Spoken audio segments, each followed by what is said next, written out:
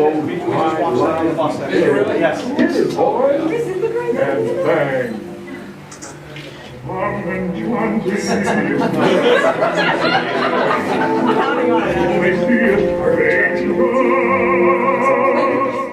We will go on up into the theater, the showroom area, and get started.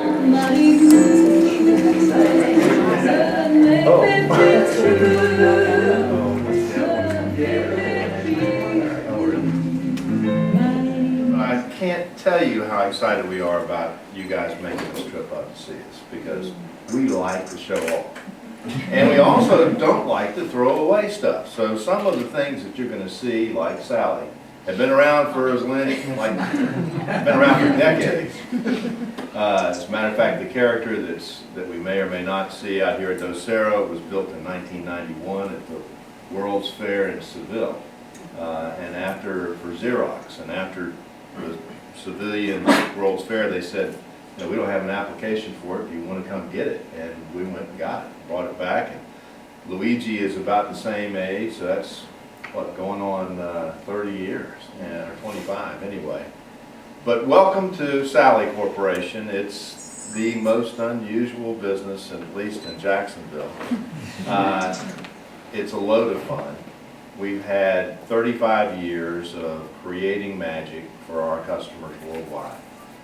It was our first design build attraction. It's called Zombie Paradise. It was in Tokyo, Japan. We worked with Togo to pull it together. Togo was a well-established Japanese ride manufacturer for 35 years when we started working with them. It was the first time an automatic guided trackless vehicle had been used in a dark run.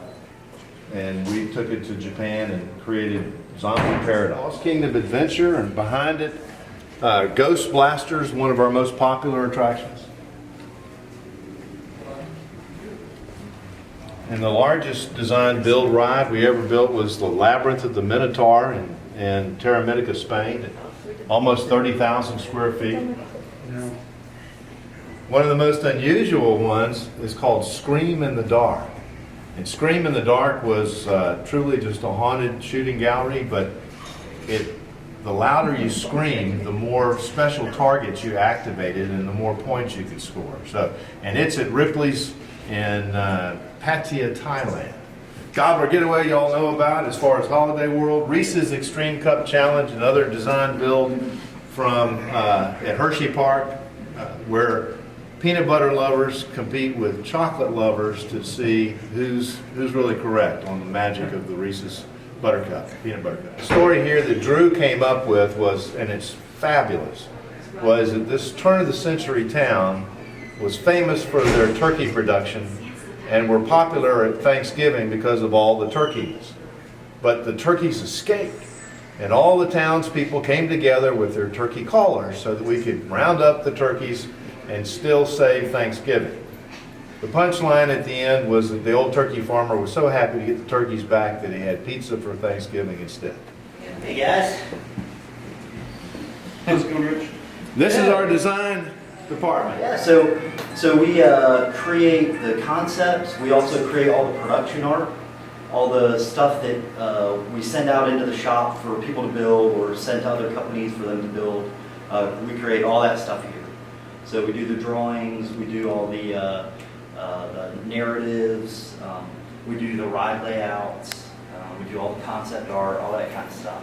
This is where we make sure that the building that is being built somewhere in Belgium and that the scenery that's being built by someone in Australia or whatever, it all comes together based on the computer design that's done here. Electrical, when you really think about it, we're getting a ride system from someplace in Europe, we're getting scenic people that are bringing in stuff from all over the world, we're bringing in the animation, the show control. It's all got to fit, or we're there forever. And this is the way that we make sure that those elements and that communication process. The question was asked, how much of our business do we do after a sale? You know, and it's really minimal because, for one, we build a product that people can understand in the theme park, and they are smart people. They have better shops than we do, and probably more skilled talent on staff. But what you see in here and up here, it's our library. Every time you build a custom product, you had a choice, you could draw it all out and then give that to the guy, but that's not the way we do it. Our designers tell our manufacturers how they want the character to perform. And then our fabricators are skilled artists in their own right, build it. But in order for us to service it, know what cylinders or where we have to document. So we do photographic documentation on all aspects of every custom product. If somebody 20 years from now has a problem, we can go to the book. And if we have the opportunity to build it again, we can go to the book. So that's what you see in here, and that's what, of course, all this is artistic renderings and the like. So now we're going to go through the shop. The first step of the shop is the Sculpting Mold. This is where we make, the magic of animatronics is to make a believable presence, something that you think is alive. Not only that it moves correctly and sounds correctly when it talks, but that it moves very correctly, and it looks, though, immediate upon seeing it, to be alive. And so we have to have hand molds and face molds and the ability to create skins that will provide longevity and uniformity in their size. Now, when we first started, I'm proud to say that we were the first company to ever use silicone for their skins. And the industry looked at us like we were crazy. Because Disney had used a hot melt vinyl that was a very expensive, high pressure, very hot process. The people out in California thought that the urethane was the closest thing to that hot melt vinyl. The only problem with urethane is in about 6 years it starts to melt, drip. It starts to look pretty bad. Silicone is now the industry standard, but our first figure 35 years ago had a silicone face. And in those days we had to hand lay that silicone. I used to go home with silicone smelling fingers all the time, and we worked out the coloration and how we were going to do it, but now we can do injection molding, we can get that uniformity in color and strength, but it's still very much the same type of material. We've since had the ability to learn how to paint. We used to have to put makeup on the silicone. Now we can paint it with other materials. In this next room, there's one of our superheroes from Australia, Cyborg, that's under production. He's one that we don't want you to take pictures of. But any questions in here about sculpt mold or hands, teeth, feet? When you have like somebody who's like proprietary, like a Shaggy, do you guys actually make the mold of Shaggy, or do they supply a mold of Shaggy for you? We had to make it, and that was so much fun because our sculptor created the look, and then we were able to get it on Skype, and we were out in California. We had to still go through approvals, and we had them get around the video camera, and the guy was able to make the final tweaks, and we were able to get approval in record time, which is rare. Now, this guy is up here for a demonstration. Of course, this is Nazir. He's star of our challenge in Tutankhamun, and he's seen 3 different times in the ride. The first one is in the queue area where he warns you that the curse is real and that you better pay attention and use that onkinator. As you go into the ride, he pops up from behind a rock. You can't see him, and then he comes up and turns and warns you again. Use your onkinator. Seth is going to kill you. And this also is a demonstration of kind of how each of our figures would have a skin extremity, maybe a life cast hand, but it's a mechanical form. And it's designed, as I told other ones, for a 10-year minimum life with minimal maintenance is the design standard. And that's working every day, 12 hours a day, every day, 365 days a year. You have to create what we call components that are industrial standard, designed for millions of strokes and cycles, in a system that's just not going to break down. This industry, while it's worldwide, is not forgiving. You can't have stuff that doesn't work. We learned that early. We had some stuff that didn't work. And we took a long time to regain our composure from that. But you can see the kind of custom mechanical components that go into a character. The steel then is all built up by hand. And, this would be the rotating. We blocked off his ability to rise and go back down, but this parallelogram you can see here would be that which would lift him up, and do that every 23 seconds, every time a ride vehicle comes down, and then disappear again, and go through that whole process all day long, all season long. This is just a box that would activate the valves. All of our animation is controlled with air, pneumatics, compressed air. And it's done with digital pneumatics for the most part because it's a very reliable and cost-effective approach. You see a couple of characters in production over here where they're going to be scary. And then Harold Esposito, who started his career in this business at a little shop down in Orlando called the, what do they call that little shop? The Mouse Factory? Yeah. He was one of the original animators at Disney. We basically, create all the, from the artwork that you saw upstairs, we turn that into a working machine, basically, with all the movements, turns, bows, blinks, and that's what we do. We weld in fiberglass. Yeah. And this is a welding table. This is what everybody would call a machine shop, but all of these metal working tools, the lathe, and all the other components, the drills that allow them to fabricate, custom fabricate the steel frame.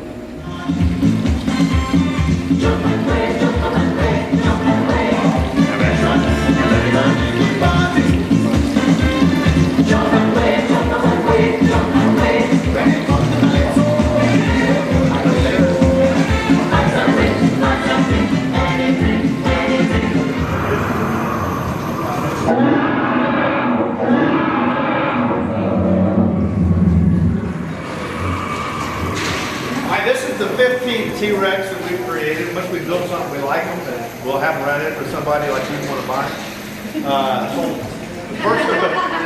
The first one was in R&R's creative design ride called Voyage to the Center of the Earth, which is the best water ride out there. Only real water park ride. It's still the most popular. It was probably about 20 years ago. The one at the time. Great ride. And then we helped create Dinosaur Discovery Trail in Hong Kong at Ocean Park, and then put one at Kuala Lumpur, and then in front of a couple Ripley's, and then some miniature golf courses. There are more unusual places for them, but always very effective. I remember telling the story at Gatlinburg. We got the call where our controller got struck by a lightning, the control box. And they sent it down there, and they called me an hour later. We just got it. He said, "Is it fixed yet?" I said, "What do you mean? We just got it. We don't even know what's wrong with it." He said, "Please fix it. You got to understand, when he's not roaring, I lose $1,000 a day. We want it back." So I said, "Okay." Can you tell us like how much? If somebody said I wanted to buy that, how much is this? $100 grand. Okay.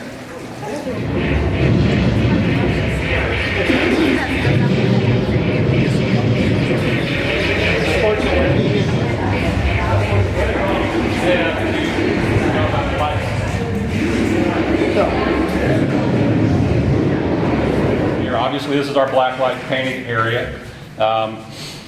What we've got sitting around here is just samples of some of the work that we've done through the years. There might be a couple pieces that we got back from various rides, but these are just some basic ideas or samples of what we do in here. If you turn behind you, the big black wall, we're constantly doing murals that we literally paint in the dark. It doesn't have to be pitch black in here when we work. We've got dimmers in here with white lights, so we can kind of dial the lights up exactly how we want it, so we're not tripping and falling each other. But to work with this stuff, you've got to see it in the black light to know exactly what you're doing. What we've got here, this is just a piece I popped up here yesterday for you guys. It's a little sample piece that we've been working on. You want to keep your eyes on it for a second. This is what we call dual image painting. Okay, and what it is, we've got our standard line of black light paints. We also have a line of invisible black light paints. So we can come into your We can go into any environment. We could go into your house and do a mural on a white wall that you wouldn't know is there until you turn the lights off and hit a black light. Well, this is the wood department. So, as Mr. Wood has told you, everything moves through various departments at certain times. Once it leaves the design department, our project manager will get it, he'll disperse it where it needs to be, which department gets what. So when it comes out here, of course, it's in the wood department. It's my job to turn around and take it and decipher what it is, go through it and figure out how we're going to build it. So, with that, I've got a few things set up here. If you'd like to take a look, come up and take a look. This is what will come out to me. Some designs on paper. Of course, we take a look, and we come up with a way to build it. And of course, most things aren't square. So, with that being said, a lot of houses aren't square either. So, we sit down and put our noodles to work and just basically come up with the best way to do it. A lot of things is trial and error. It's not really, like I said, you can't really teach it in school. It's years of experience. I've been here going on almost 14 years now, so I have a little bit of experience in it. One way to do it, you see back here, I've got a projection set up for you. They'll bring a flat and we'll project it up on the wall. We can kind of get a better visual of what it needs to be and how we're going to tackle it. A lot of things are flat. A lot of the scenic elements, the set walls and things like that are flat. And we got some of the best artists in the world, to me, are here. And they'll paint it to look three-dimensional and flat. You hit it with light, smoke and mirrors, you can't tell the difference. You're in a ride car most of the time, so you're not going to get out and go and touch it. Everything else, so you're visually away from it. So, like I said, with the smoke and mirrors going, you can't really tell the difference. Okay, this is art, finish, and test and adjust. This is where the magic is. This is where some of the magic starts. There's no question about it. The reason he's kind of discombobulated because he's in the T&A area, the test and adjust area. We'll follow the process again. First, there was a design. How is this character going to be posed? What are movements going to be? What's the face going to look like? Had to make the face and the head and sculpt the body and do the hand cast, create the vacuum form body. The mechanical frame was built within that body format. Then it comes here, and it goes through minimum of 3 days, day and night operation. In case there's any issue that we see, any plastic that's rubbing, anything that doesn't look quite right, before it goes to art finish, and then it becomes a thing. You know, this is a robot, but he's designed to become a man. And eventually, when he gets all the coloration and the hair and the makeup and the costuming, he will have the illusion of life. David is the guy that is so key to that performance because he is the electronic puppeteer. This system has evolved dramatically over the years. But he's going to show you. This guy is destined for Turkey. He is going to be in a museum setting. And it's a pretty cool animation. Why don't you do your thing? It is very cool. I get from Pneumatics Department. They've wired up everything, and they give me the sheet that shows what movements are wired up to what valves, and then that translates through my keyboard here through this programming system that we have. And basically, it's an additive system. I start with the mouth, because it's best to do that when he's not moving around, so you can try to dial the mouth in, and then I'll get some eyes turn and eye blinks, some head turns and stuff like that. And I'll show you the process here. It is a little boring, so bear with me. And he has a 3-position mouth, and we don't have a soundtrack for him yet, so I just picked the soundtrack. And so he's got a little mouth movement, and then he's got a bigger mouth movement, and he's got a lip movement. So we'll start over here.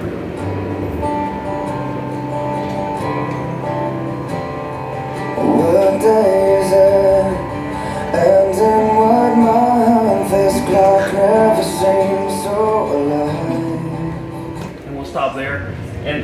with speech, sometimes I get it in a foreign language, like Turkish, and I don't understand Turkish, so I have to listen phonetically and do a few seconds at a time and edit all the way down. So I've just done the mouth. Now we're gonna do eye turn and head turn.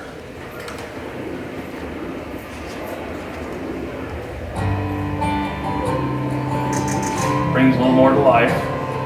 What day is it? And in what month this clock never seems so alive.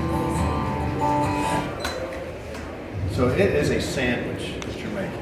And you're putting on a light layer of mayonnaise and a light layer of mustard, taking a little mustard off and putting, it's a real long, laborious process. It takes great patience and artistic talent.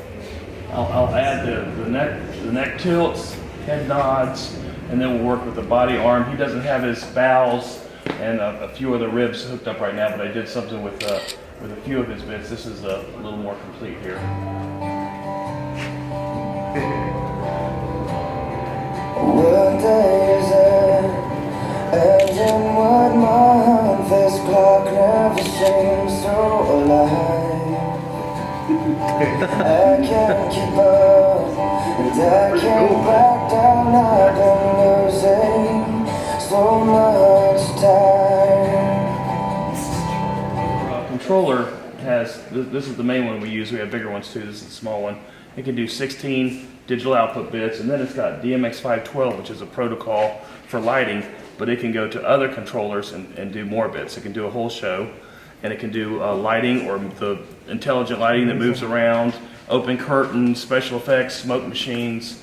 So when we do a show, we can really dress it up. And art finish is where they breathe life into the machine. They implant all the hairs and the eyebrows and the mustaches. They paint the faces to give them the coloration of our faces. The nails, they do the costuming.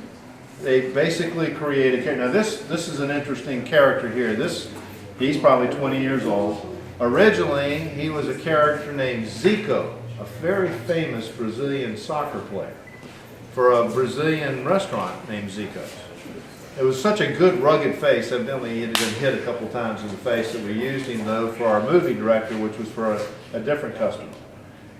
We added gray hair and a gray mustache and kind of made him look a little bit older. Last year we took him to the Asian show, and in transport over to the Euro show, an element in the box broke his nose off. So we had to put his nose back on. That's one of the nice things that you can do with a robot. Silicone surgery. You are here. I have been hoping you would come. Cut! Take 5. There, now we can talk. So, you have come to find out how Sally makes the magic, oui? You take a big amount of imagination, a ton of experience, and a carload of dedication. Mix it all with several buckets of talent and stir with creativity. Voila! Entertainments, characters, and dark rides that bring fun and information to people all over the world. Previous group got evaporated before you got there. Some of the characters on the lower shelf are from our Hindu group, BAPS, Swaminarayan, and other, and then you got Abraham Lincoln in there, supposedly from original live cast. Some of these heads here are in production for our Turks.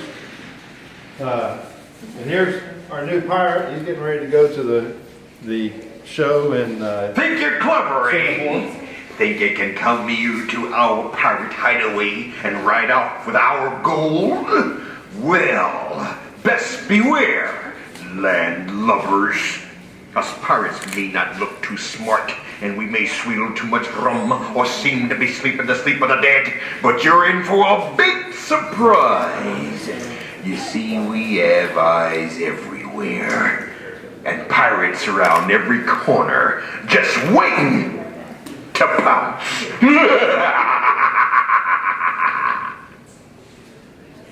The control for this character is down on the floor here with extra cabling so that we can hide it under a table at the show, but you can get a feeling for how we configure the little device that makes him move.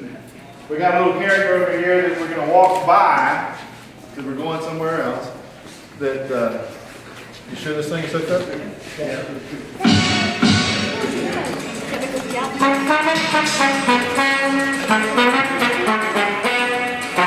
This, though, is a different ride, different kind of interactive system.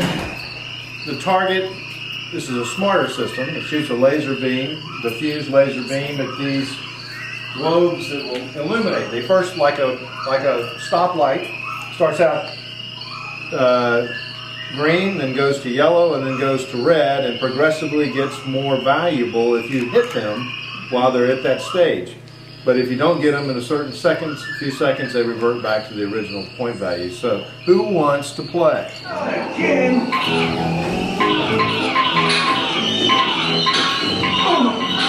Oh, not again!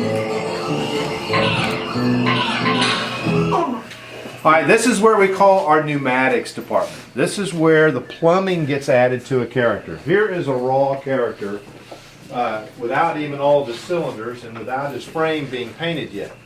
But eventually, once he gets finished fabrication, and this is, he'll have the same kind of weight shift and the like. It's a little weird there. But once they build this raw steel, they'll take it all apart, paint all the pieces so that it has a corrosion resistance, and it looks nice too. And then they'll add all of the plumbing, which is the valving and the air tubes that run from the valves to the cylinders. Add all the cylinders. But the other important thing that they do in here is every one of our heads, whether it's a big dinosaur head, which would be an eyeball like that, or a human head, which would be the eyeballs up on the intricate components of mouth, lip, eyebrows, eyelids, eye turn, eye blink, that gets built in this room. You who trespass are at the mercy of the great god Seth. Seth, the guardian of the tomb, will fulfill his duty. You shall be cursed. Teacher, and Sally Corporation is mine. A lot of the controllers you've already seen or experienced out there, this is our little mini Sam. And this is our main controller that we use for the single characters that we put in attractions. How many would there be in a Legoland ride? In a Legoland, probably 35 to 40 as far as of the individual controllers. Now, if we didn't use the individual controllers, what we have is, this is called the R-Pod. And the R-Pod itself has 8 channels of audio, plus it also has DMX. And with the DMX, we're able to send out the DMX universe to different areas of the ride and hook up what we call DO16 cards and actually control the characters. So what we do is whenever a plane comes in, we have to decide, are we going to use single controllers or are we going to use a main controller that comes from a centralized control room when we're actually doing the rides. And that also depends on what the budget of the ride is as well. So we decide on the controllers, and I've got a set of plans over here. This is for Justice League that's set out. One of the other things that the technical services does is that when the ride comes through, we get the layout of the building. We start doing with the general contractor as far as for the air hookups, the electrical, and what our requirements are. And as we've evolved into the video realm of dark rides now, that has actually increased with all the number of Cat5 cables that we have to string and all the different networks that we have. The last ride for Justice League, the controllers were mainly Dell servers, 5510s, running video programs. So our company is still evolving into that realm as well. I've also laid out for the Scooby-Doo type system in there. Y'all just got through playing. This is the gun and targeting system for it. Each ride vehicle would have a board like this in the back that each one of the guns will actually connect to. And this is hooked to a wireless modem that communicates back to a main board that is actually in the scenes. Each one of these main boards can connect 24 different targets. And if you have most of our rides have over 100 targets. So we have 5 to upwards of the last Alibaba actually had 10 boards in it. They had over 200 targets for that particular attraction. So We do that. We also write the code, and for other things that we do is the actual ride control panels. A pirate's life is a very good life, swigging bottles of rum.